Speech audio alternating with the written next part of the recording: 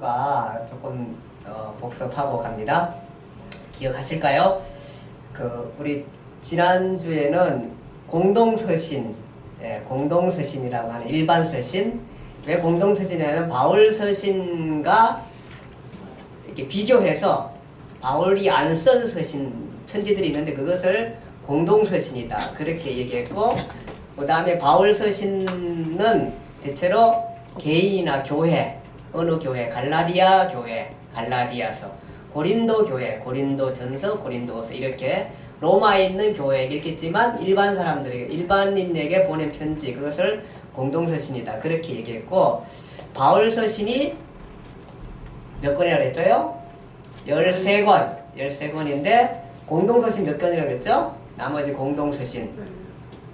네, 이제 우리가 머리를 써야 돼요.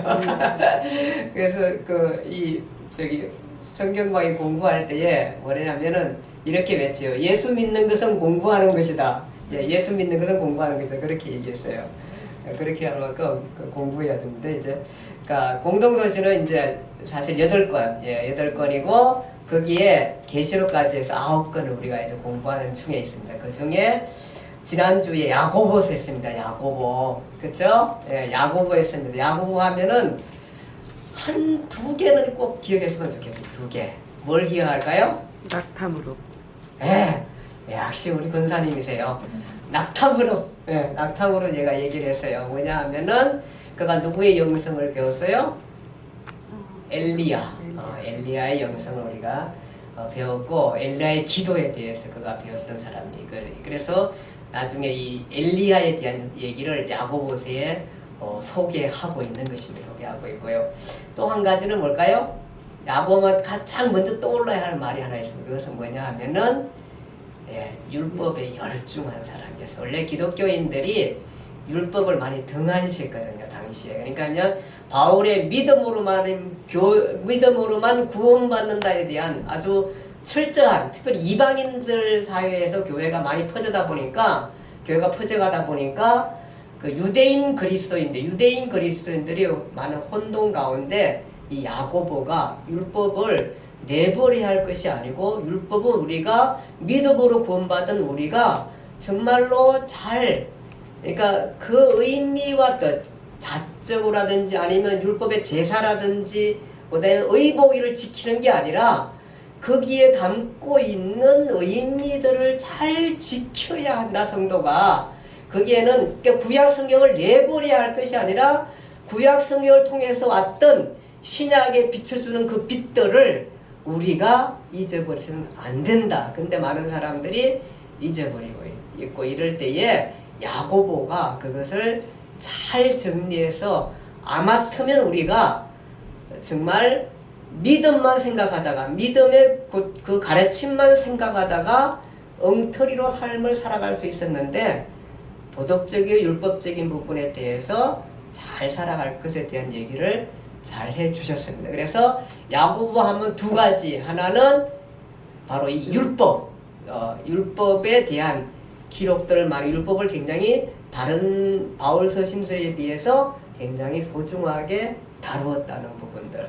그 다음에 또 하나 말씀하신 것처럼 엘리야의 그 영성과 기도를 얘기했던 사람. 그래서 그가 도덕적으로 살고 또 기도하며 사느라고 그가 얼마나 철저한 삶을 살았을 건가 하는, 어떻게 생각하면 오늘날 보면은 모범적인 그리스도인이 아닐까, 이 사람이 그렇게 생각합니다. 그래서 많이 기도해서 그 무릎이 거칠어져 가지고 낙타 무릎이 되었다 하는 그런 얘기를 했습니다. 물론 이제 낙타 무릎이란 말은 성경에는 없습니다. 이것은 이제 그 전해지는 내용들과 그 다음에 그 후세의 사람들이 그렇게 이분이 이렇게 삶을 살았다는 것에 빛을 보면서 그렇게 말씀을 했습니다. 자, 오늘은 유다서입니다. 유다서. 그 야고보서는 바울의 3차 전도 여행점에 썼고요. 이 유다서는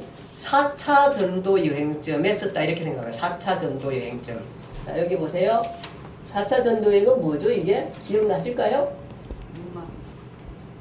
4차 전도 여행은 로마 감옥에서 풀려나가지고 자유롭게 다니면서 디모데 전서와 디도스를 쓰잖아요. 돌아다니면서. 그래서 그 디도를 거레대에 두고 목회하라며 편지를 쓰고, 그 다음에 디모데는 에베소에 두고 목회 잘하고 쓴 게 이제 목회 서신인데, 그때쯤에 바로 이 유다서도 그때 4차 그 선교 여행 때 썼다, 이렇게 생각하시면 되겠습니다. 그래서 이때에 유다가 썼습니다. 유다는 누구죠?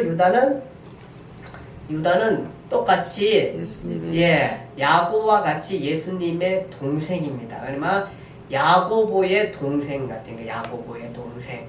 그러니까 아마 그러다 보니까 유다가 어쨌든 이 유다가 성경의 저자로 쓰임 받았던 사실이 굉장히 우리가 흥미롭습니다. 그렇죠? 그 원래 다 성경 제자들이 예수님의 친족이 아니고 제자들이 이렇게 이제 하고 이렇게 썼는데, 이 야고보하고 유다는 예수님의 그 혈육의 형제. 그러니까 이 유다가 바로 그 혈육의 형제예요. 근데 그러다 보니까 이 유다도 가장 가까이에서 어릴 때에 예수님이 자랐던 것을 다 봤을 거예요. 보고 난 다음에. 그런데 그 혈육의 형제가 십자가에 못 박히는 장면도 충분히 봤고 목격을 했을 거고요. 그랬을 때 아마 똑같이 야고보처럼 충격을 받았을 거고, 유다에게 나타난 얘기는 없지만 예수님께서 야고보에게 나타나셨다 그랬거든요. 그때 아마 유다에게도 나타나신 것 같고, 유다도 그때에 부활하신 예수님을 만나고, 아, 이분은 정말로, 물론 그 중에 마리아를 통해서 얘기를 많이 들었을 거예요. 너희 형님은 다른 분이다 하는 얘기들을 많이 했을 것 같아요.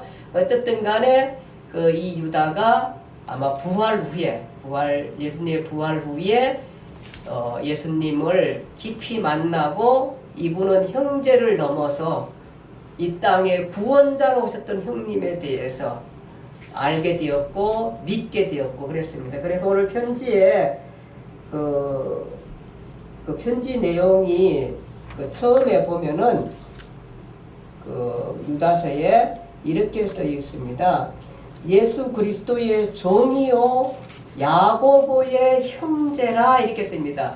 예수 그리스도의 형제요 예수 그리스도와 야고보의 형제, 이렇게 안 썼습니다. 뭐라고 하니 예수 그리스도의 종이라고 그랬습니다.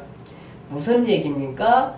그리스도를, 인류를 구원하게 오신 나의 육신적으로 형님이지만, 이분은 단지 형님을 넘어, 형님이 아니라 사실은 우리의 가족이 아니라 사실은 우리 가족보다 엄청 큰 의미 정도라고 아주 엄청난 의미를 갖고 오신 분이라는 거. 그렇기 때문에 감히 그는 말하기를 예수 그리스도의 종이라고 자신을 그렇게 소개하고 있는 것입니다.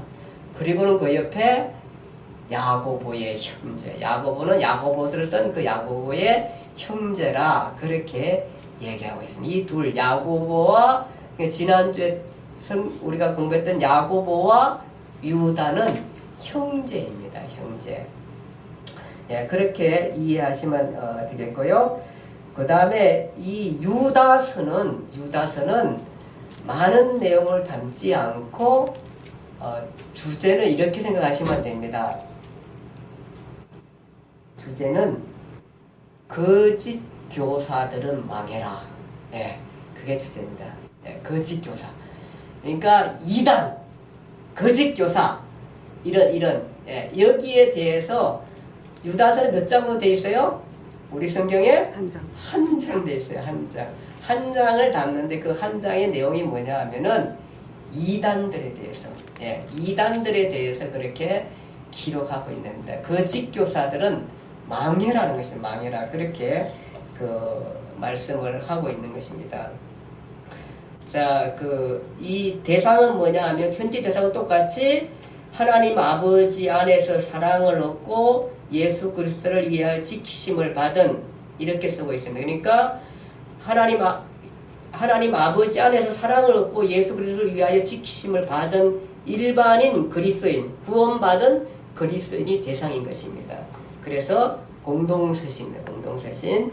자, 왜 편지를 쓰게 되었는가? 유다서 거기 보니까 그 유다서 4절에 보면은 가만히 들어온 몇 사람이 하나님의 은혜를 방탕으로 바꾸고 홀로 하나이신 주제 곧 예수 그리스도를 부인하는 자들, 이 사람들이 들어와 있었기 때문에 이들 방탕하고 혼란하게 하는 이들에 대해서 대적하기 위해서 그렇게 거기 보면 오늘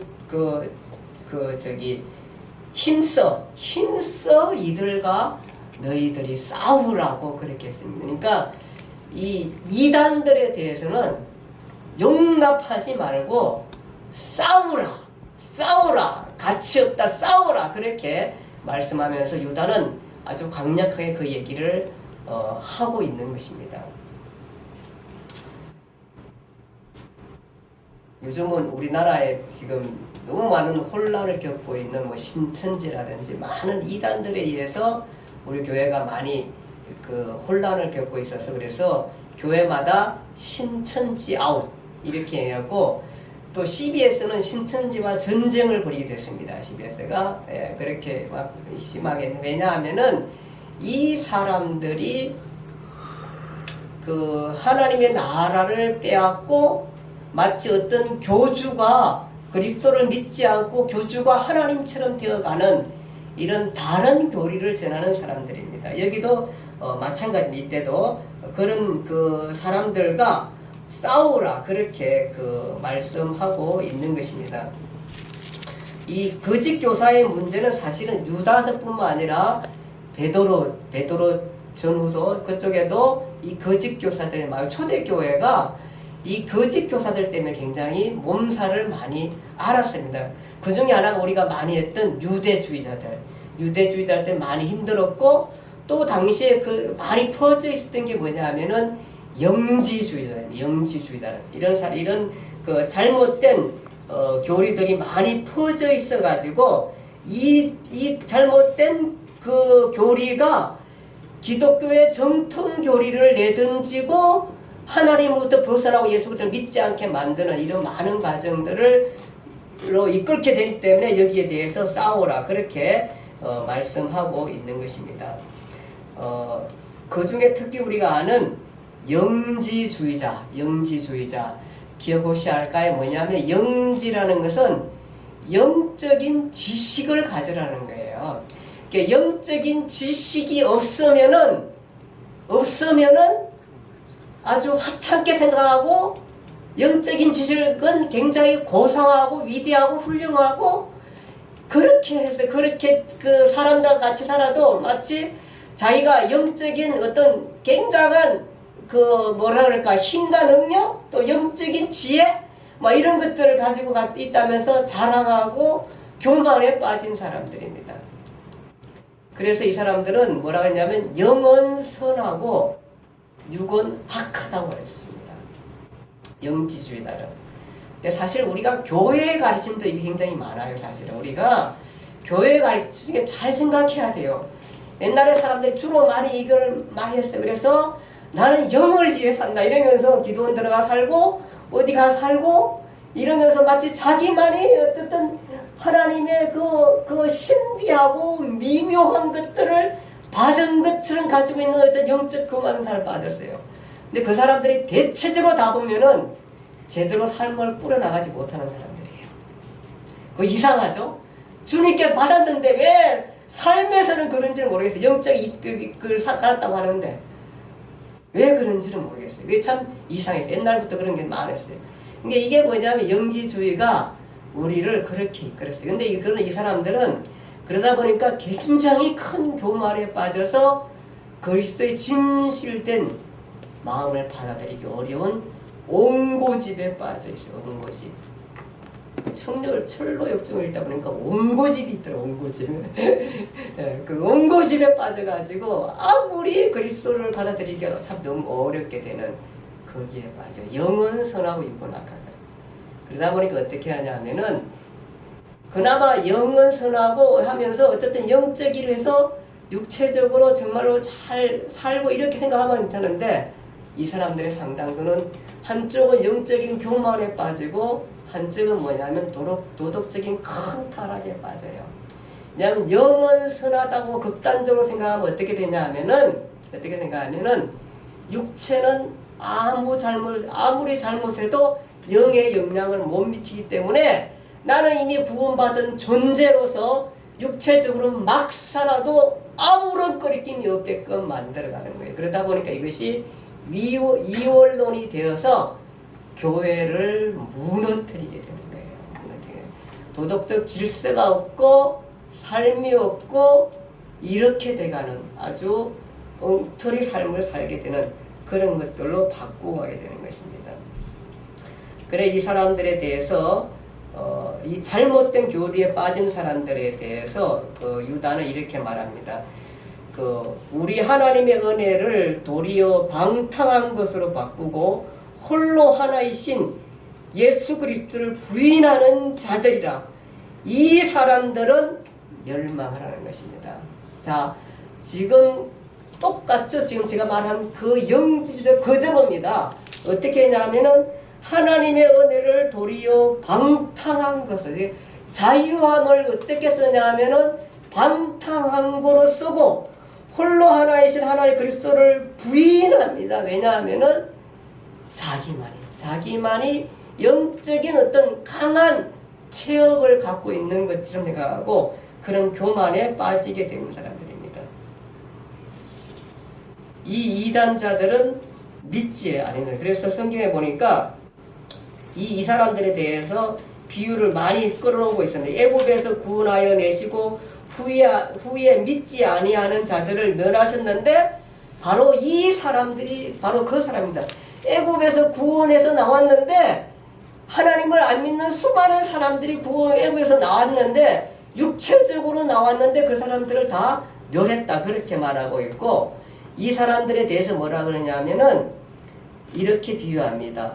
자기 지위를 떠난 천사들을 큰 날의 심판까지 영원한 결박으로 흑암에 가두으셨으며 자 여기 보면은 자기 지위를 떠난 천사들 이게 누굴까요?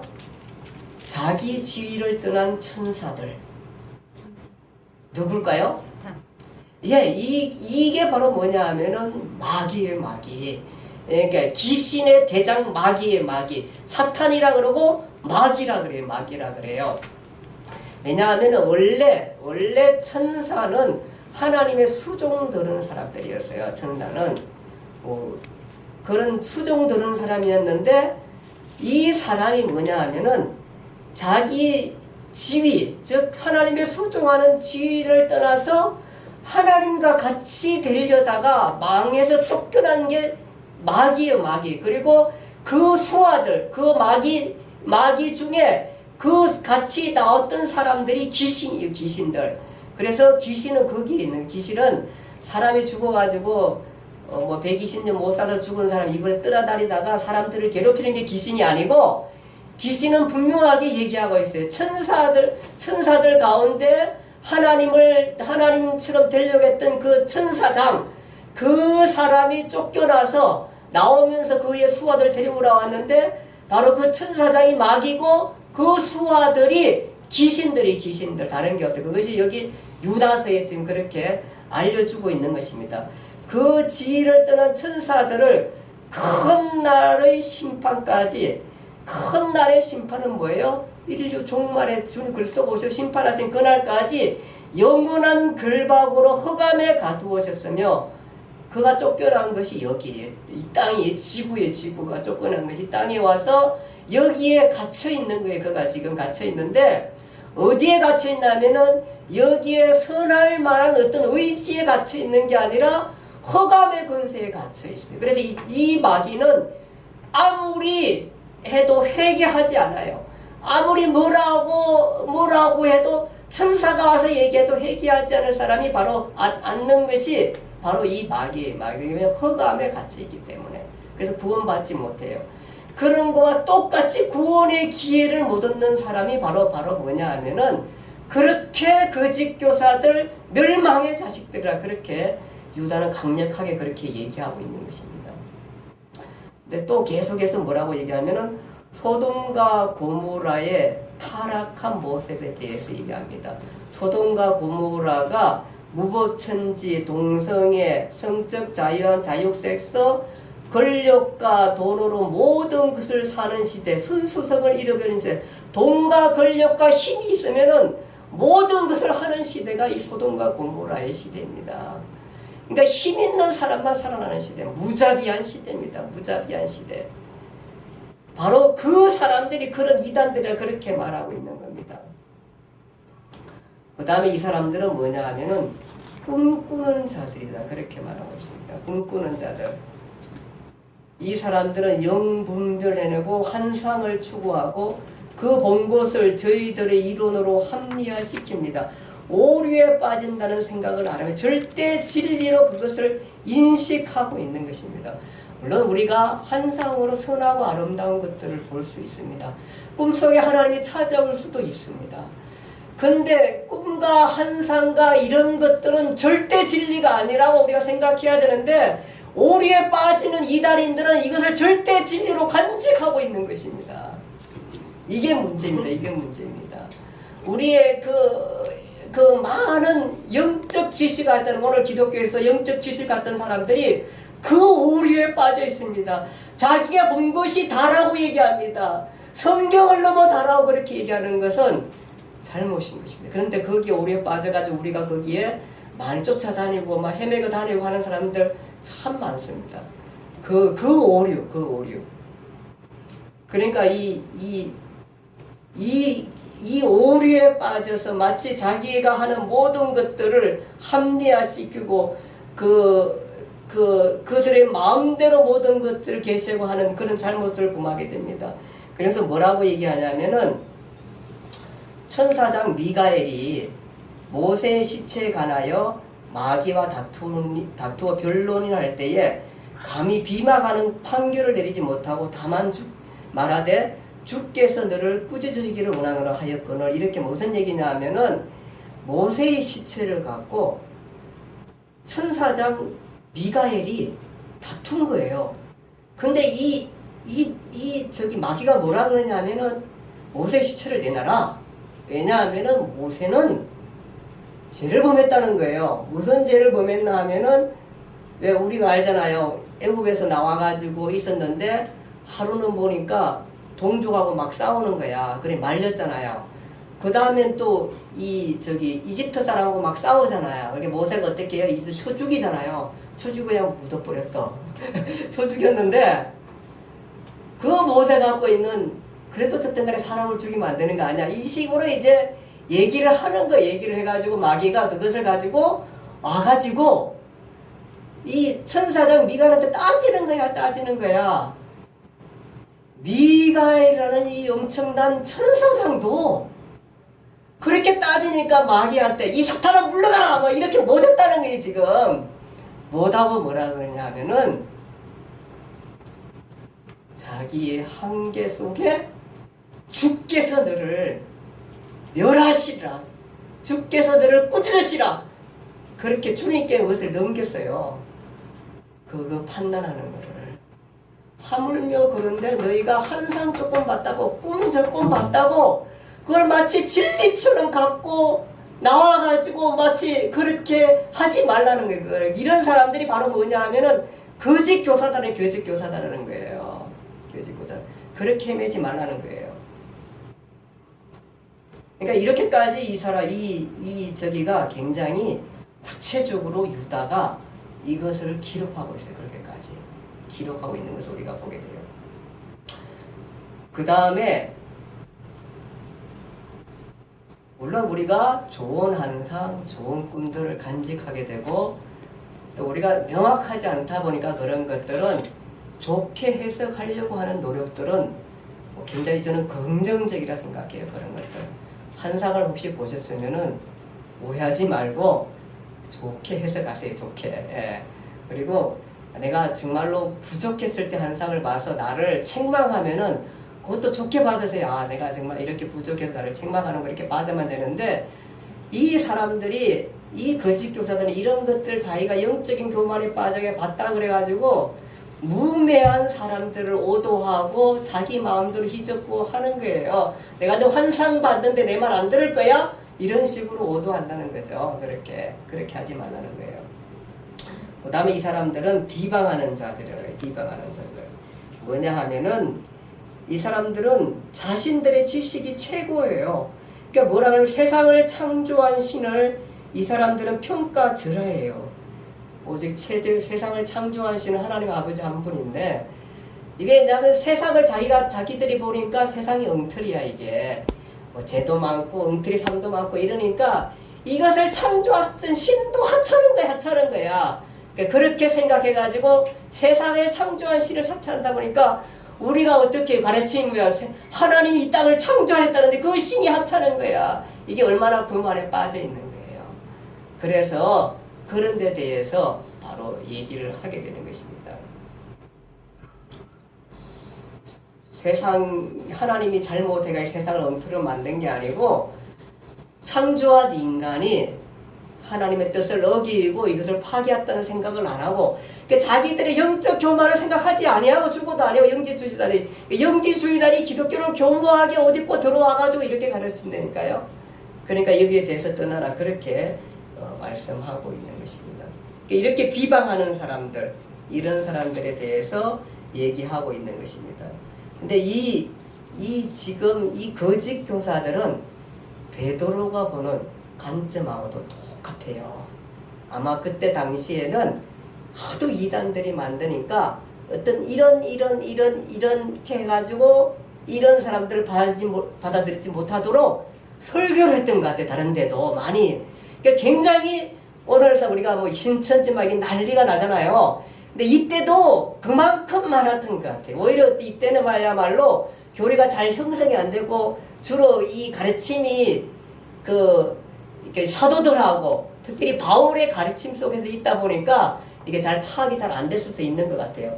어쨌든 간에 이 사람들이 그렇게 잘 가르치지 않았었을 때에, 그때에 아마 베드로에도 보면은 베드로 후세 2장 1절에 7절에 보면은 지금 얘기했던 거짓 교사들에 대해서, 유다서의 거짓 교사들에 대해서 베드로 후서 2장 1절 7절 뭐 똑같은 내용들이 다 그렇게 나와요. 거기 보면은 어쨌든 간에 거기 보면은 계속해서 이 11절에 보면 화 있을진저 가인의 길에서 행하였으며, 이 사람들 이 거짓 교사들이 가인의 길에서 행하였다 그래요. 가인이 누구죠? 가인이? 설민아, 가인이 누구예요? 가인이? 예, 최초의 살인자겠죠. 최초의 살인자가 가인이에요.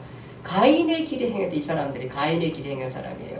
똑같아요. 최초의 살인자들은 이 사람이 왜 하냐면 시기와 질투와 분노 속에서, 비판 속에서 그렇게 자라다 보니까 그렇게 된 거예요. 늘 그렇게 자기가 아니면 다 못 봤다고 한 거예요. 그런 사회 속에 살다 보니까 이 사람이 그런 거예요. 그렇게 돼서 살인하게 되죠. 그 다음에 이 사람이 또 누구냐 하면은 발람의 어그러진 길로 몰려갔으며, 무슨 얘기냐면은 발락에게 뇌물을 주고, 민수기 22장 이후에 보면은 뇌물을 받고 이스라엘을 저주했다 그랬어요. 뭐냐 하면은 가나안 땅에 진입할 때에 막 이스라엘 백성이 이제 막 승승장구하면서 올라가는 거예요.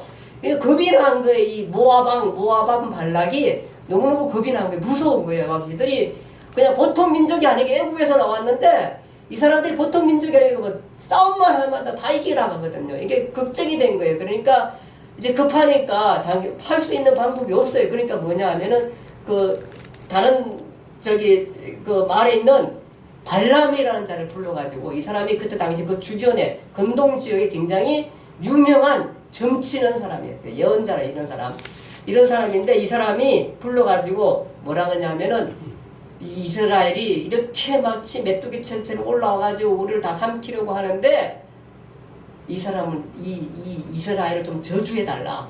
그래야지 우리가 이 모압이 이스라엘을 이길 수 있겠다. 그렇게 얘기하는 거예요. 저주했다 이길 것도 아닌데, 그러니까 이제 발람이 가가지고 이제 발락 헷갈려요. 발락입니다. 발락이 모압왕입니다. 발락이 모압왕인데, 모압왕이 말이 그 위에 높은 산을 보내가지고 뇌물을 많이 갖다 줘요. 가서 저주하라. 그러니까 좀 있어봐라. 내가 하나님 앞에 물어보겠다. 그러니까 당시에 이 사람이 하나님의 선지자는 아닌데 이 신들 가운데 최고의 높은 신이 이 사람 또 나름대로 하나님이라는 걸 갖고 있어요. 근데 진짜 하나님이 가지 말라 그래요. 가지 말라 그랬다고. 그러니까 안 가니까 그 다음에 또 더 높은 산을 가요. 더 많은 재물을 가지고 해서 가라 그래요. 그러니까 하나님은 따라가 보라 그래요. 가는 중에 그 사자가 막 하나님의 사자가 나타나가지고 못 가게 하잖아요. 그러니까 막 이 타고 왔던 그 뭐예요? 말이 낙인가요? 그 밭으로 뛰어들어가요. 밭으로 뛰어들어갔는데 뛰어들어가니까 막 빛이 져지니까 다시 올라왔는데 보니까 포도하고 포도 사이에 이 벽이 받쳐져. 벽 사이로 가야 될 그 벽 앞에 중간에 딱 서 있네 이 사자가. 그러니까 이게 갈 수가 없는 거예요. 그러니까 막 매로 채니까 이 나귀가 말을 해요. 아니 내가 언제 당신의 그 나귀로서 내가 말을 안 들은 적이 있냐고. 입술을 저렸다니까 하나님이 입술을 저러가. 그러니까 그렇지 너 말 안 들었는데 근데 오늘 왜 이렇게 말 안 듣냐. 정말 당신의 정말 충신된 낙인데 내가 왜 이렇게 말을 안 되겠나 한번 생각이라도 한번 해보라고. 그러니까 눈을 떠보니까 눈이 열리고 보니까 그 앞에 하나님의 사자가 딱 서 있는 거예요. 가서 예언하되에 이스라엘을 나의 사랑하는 이스라엘을 저주하지 말라.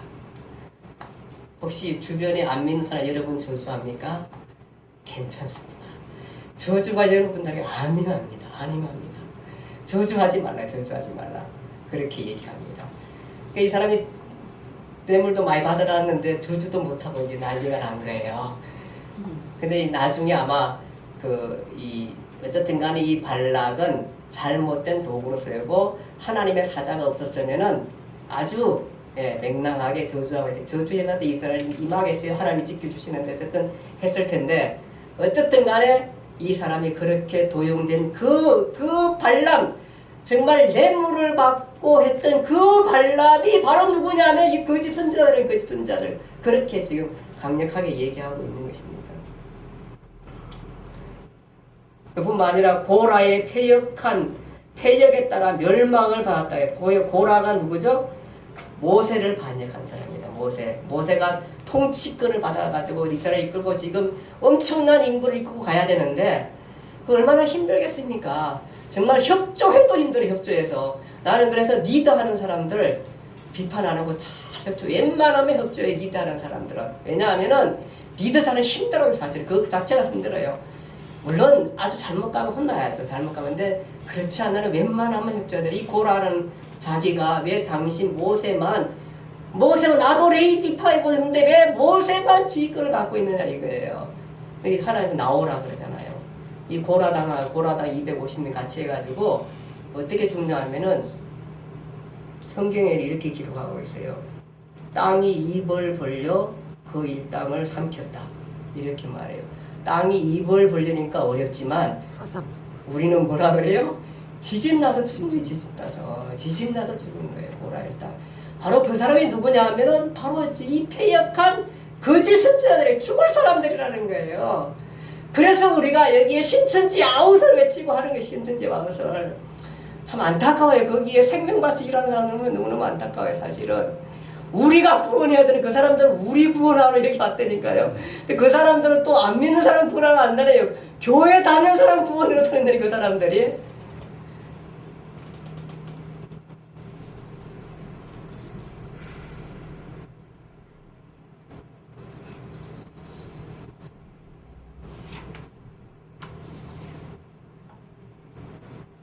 이 사람 그래서 거기에서 떠나 너희들은 지극히 거룩한 믿음 위에 자신을 세우라. 이단 사상이나 불신이나 이런 데 말고 너희가 믿음의 토도를 성경 말씀 안에 잘 세우고 간직하고 있고 잘 세우고 성령으로 기도하며 이 성령의 기도는 신들린 기도가 아니에요. 우리는 막 어디 이게 벗어나야지 뭐가 기도가 되는 줄로 우리가 사람들이 많이 오해를 하고 있어요. 근데 그것은 사실은 이방 기도 가운데 훨씬 많습니다. 우리 많이 조심해야 돼요. 사실은 이게 뭔가 환타지 한상, 환타지 한상, 이성을 버리고 환타지 한상에 들어가서 기도해야지 뭐가 이루어져. 거기에 우리가 오류를 빠지게 되고, 그 환타지, 마약 같은 환타지에 빠지지 않으면은 내가 너무 어려운 거래. 그 다음에 현실 적응을 못하는 게 되는 거예요, 그것이.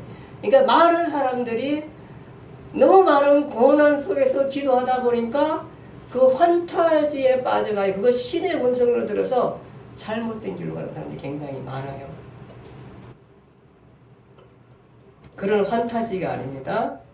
자신을 성령에 깊이 성찰하며 낮은 마음의 주님의 은혜를 구하는 기도가 성령의 기도인 것입니다. 하나님의 사랑 안에서 자신을 지키며 영생에 이르도록 그리스도의 긍휼을 기다리라, 그렇게 말하고, 자신을 지키며 세상 풍조에 물들지 않으며 주의 말씀 안에 거하며 묵묵히 주님의 길을 가라. 그리고 주의 자비와 긍휼을 기다리는 삶을 살아가라는 거예요. 아멘. 예수님의 비유 가운데 이런 비유가 있어요. 무익한 종의 비유인데요. 뭐냐 하면은 한 종이 있는데, 누가복음 17장 7에서 10절입니다. 한 종이 있는데, 그가 종이 이제 너희에게 한 종이 있는데, 그 종이 밭을 갈고 양을 치고 집에 왔을 때에 네가 아우 수고했다, 좀 쉬거라, 맛있는 음식을 먹거라, 이렇게 할 사람이 있느냐. 종한테, 종이 양을 치고 밭을 가고 왔어요. 집에 내 종 왔는데, 야 이제 고생 많이 했다, 야 너 밭에서 힘들었지, 수고했지, 그러니까 너 잘 쉬고 잘 먹고 이렇게 해라, 푹 쉬거라, 이렇게 할 사람이 있느냐 그거예요. 오히려 그 종한테는 뭐라 그러냐면, 또 이 주인이 뭐라고 왔는데 정말 힘들고 왔음에도 불구하고 주인은 어떤 자기를 갖고 있나 하면은, 내 음식을 준비하라, 너 이제 밭에 갔다 왔으니까 이제 내가 밥 먹어야 돼, 너 빨리 밥 차려. 종한테는 그렇게 명할 수 있다.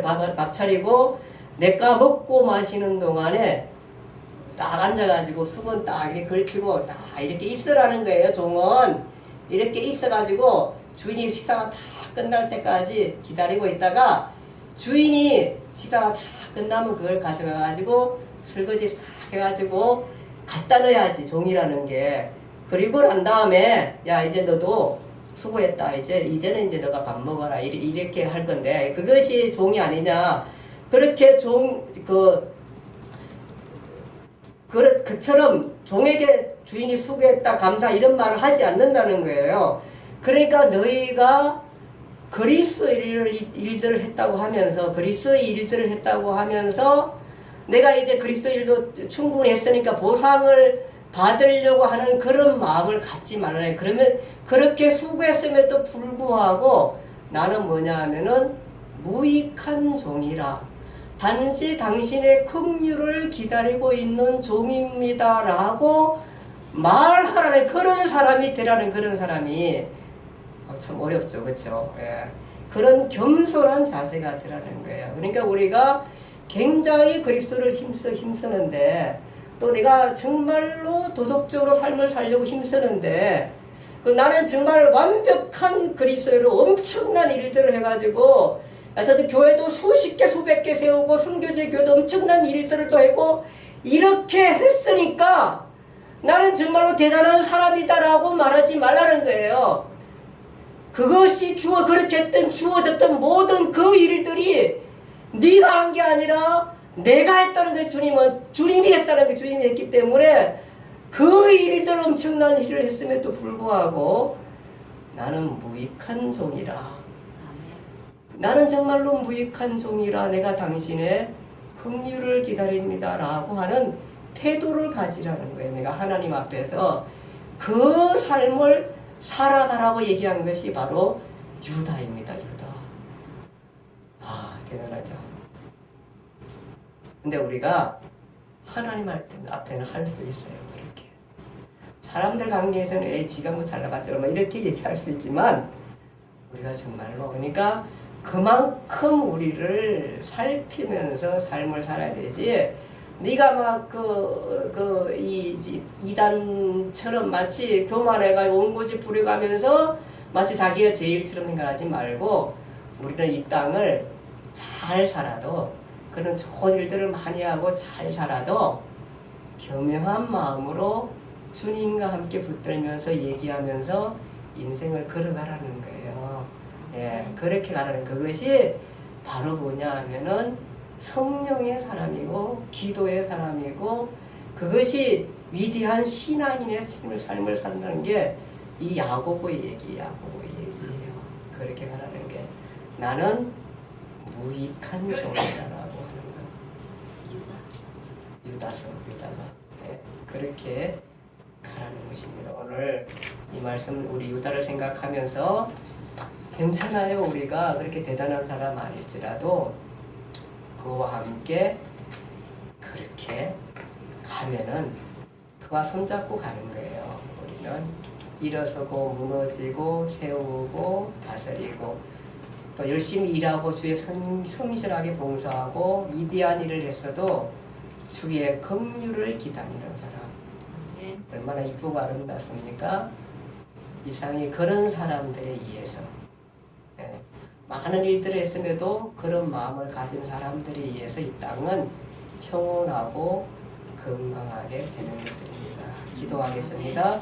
하나님 아버지 은혜와 사랑을 감사합니다.